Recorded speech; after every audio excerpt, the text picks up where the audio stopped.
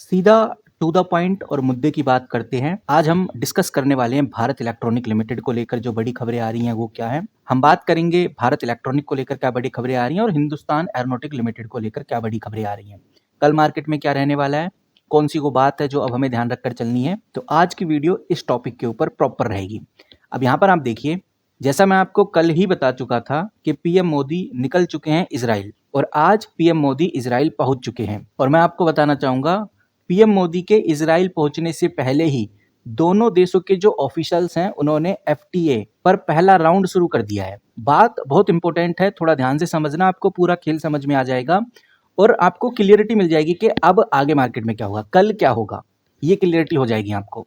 देखो, ये चीज ध्यान लेकर चलो कि अगर ये डील फाइनल होती है तो भारत और इजराइल के बीच में होने वाले जो व्यापार है, जो ट्रेड है और जो कस्टम ड्यूटी है यानी जो टैक्स है वो कम हो जाएंगे या बिल्कुल खत्म हो जाएंगे। ये जो आर्टिकल छपा है एनडीटीवी के ऊपर, ये आर्टिकल बहुत क्लियर इशारा कर रहा है कि ये जो एफटीए है सिर्फ गुड्स के ऊपर नहीं है बल्कि सर्विस और टेक्नोलॉजी को लेकर भी है। इसका मतलब आप समझिए बहुत बड़ी जीत है। अगर ऐसा होता है तो आप ये समझिए इजराइल की जो एडवांस डिफेंस टेक्नोलॉजी है, जो साइबर सिक्योरिटी सॉल्यूशन है, वो भारत को बहुत सस्ते में मिलेगा। अब बदले में भारत इजराइल को क्या देगा, ये एक बड़ा सवाल रहने वाला है जो हमें मीटिंग के दौरान पता चल जाएगा। फिलहाल मोटा मोटी देखने में आ रहा है भारत अपने IT experts, textile, agriculture product Israel को बिना ज्यादा टैक्स लिए भेज पाएगा। ये फिलहाल डील ट्रेड हो सकती है। तो मेरा कहने का मतलब ये है कि हमें नजर बना के रखनी है, एक तो बीईएल के ऊपर, भारत इलेक्ट्रॉनिक लिमिटेड के ऊपर, और बीडीएल के ऊपर, भारत डायनेमिक लिमिटेड के ऊपर, क्योंकि ये जो एफटीए हो रहा है अभी तो फिलहाल फर्स्ट राउंड है, बट अगर कंपोनेंट और टेक्नोलॉजी जो ट्रांसफर है वो सस्ता हो गया तो आप ये मान के चलिए इन कंपनी का प्रोडक्शन कॉस्ट बहुत कम हो जाएगा और प्रॉफिट कंटिन्यू बढ़ने लगेंगे। सिर्फ इतना ही नहीं, मैं आपको कुछ एक्स्ट्रा भी बताना चाहूंगा। जैसे कल हमें टाइटन कंपनीज में नजर बना के रखनी है, कल हमें राजेश एक्सपोर्ट लिमिटेड के ऊपर नजर बना के रखनी है, क्योंकि ये जो कंपनी है डायमंड और ज्वेलरीज कंपनी है। और मैं आपको बताना चाहूंगा, भारत और इजराइल के बीच जो डायमंड्स का कारोबार है वो बहुत बड़ा है और एफटीए की वजह से इस सेक्टर में आपको एक बड़ा बूस्ट देखने को मिलेगा। तो इसीलिए इस कंपनी के ऊपर नजर बना के जरूर रखिए, राजेश एक्सपोर्ट लिमिटेड। अभी 5 दिन से गिरती हुई नजर आ रही है, पूरे एक महीने में 3% तक गिर गई है और अभी 5 दिनों में 7% गिर गई है। तो आप समझ जाइए कि आगे क्या होने वाला है। और जैसा हम लोग जानते हैं कि पिछले 5 दिनों से ये जो निफ्टी आईटी है कंटिन्यू गिरता हुआ नजर आ रहा है, सिर्फ और सिर्फ ट्रंप की वजह से, यूएस मार्केट की वजह से।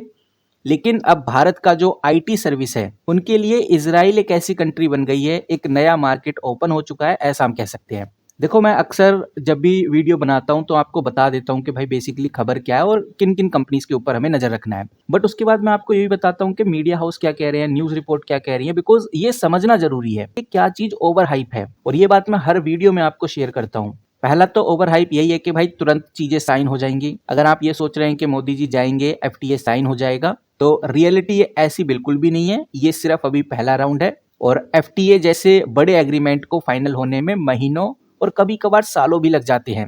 और जिस तरह से अगर आपको लगता है कि भाई एफटीए आने की वजह से चीजें सस्ती हो जाएंगी, तो ये बात बिल्कुल सही है कि बहुत सारी चीजें सस्ती होने वाली हैं, लेकिन कुछ सेंसिटिव आइटम्स हैं जैसे क्रॉप्स हो गए, क्रॉप को एफटीए से बाहर ही रखा जाएगा ताकि लोकल किसानों का नुकसान ना हो। इसीलिए हर सेक्टर को फायदा होगा, ये कहना थोड़ा मुश्किल है। बाकी जैसा कि मैं आपको पहले भी बता चुका हूं, Hindustan aeronautic, Bharat electronic, BDL यानी भारत डायनेमिक लिमिटेड जैसी कंपनी है। अब सवाल आप यही करते हो कि क्या भाई इनमें कुछ ग्रोथ होगी, क्या ये अभी भी ऐसे ही चलते रहेंगे? तो मैं आपको बताना चाहूंगा, ये जो हफ्ता है, इस हफ्ते का माहौल ऐसा ही रहने वाला है। इस हफ्ते में अगर न्यूज पॉजिटिव आती हैं तो एचएल, बीईएल, बीडीएल में हमें ग्रोथ देखने को मिलेगी। ये चीज ध्यान रखकर चलना, और ये भी ध्यान रखकर चलना कि सिर्फ न्यूज से काम नहीं चलेगा, मार्केट उस न्यूज को कैसे डाइजेस्ट करता है ये देखना भी जरूरी है। जैसे अगर हम एचएल की केस की बात करें, ये रहा एचएल, हिंदुस्तान एरोनॉटिक। कल एनालिस्ट मीटिंग हो चुकी है और जो कल की मीटिंग थी उसमें अगर एफआईआई को यकीन आ गया, हिंदुस्तान एरोनॉटिक ने यकीन दिला दिया एफआईआई को